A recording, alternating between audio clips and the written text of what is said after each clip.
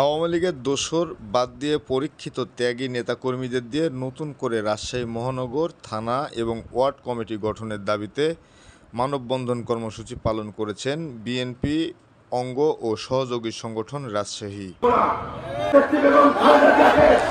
সোমবার নগরীর 0 পয়েন্টে এই মানববন্ধন থেকে অবিলম্বে আওয়ামী লীগের দোসরদের বাদ দিয়ে ত্যাগী নেতাদের কমিটিতে স্থান দেওয়ার আহ্বান জানান বিএনপির নেতারা।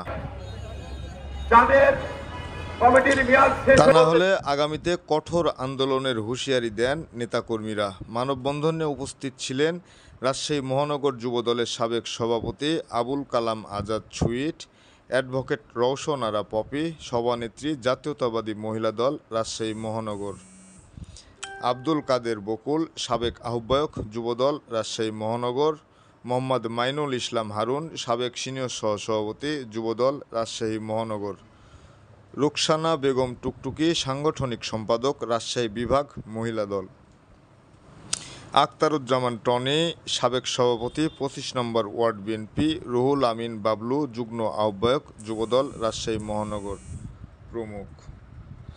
এ সময় তারা অনতিবিলম্বে মহানগরের সকল কমিটি ভেঙে দিয়ে নতুন করে ত্যাগী নেতাদের সমন্বয়ে নতুন করে কমিটি করার আহ্বান জানান।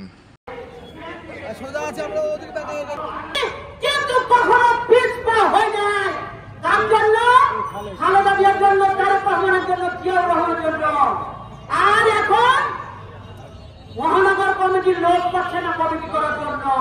আওয়ামী লীগের লোক দিয়ে কমিটি গঠন করছে। কয়টা প্রমাণ নেবেন? সবখানে প্রমাণে ভর ভরা।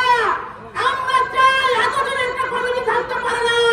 কমিটির একটা মেয়াদ আছে। কমিটি করলে কমিটির একটা জবাবদিহ থাকতে হবে। আপনাদের মাধ্যমে তারেক রহমানকে বলতে চাই, অনতিবিলম্বে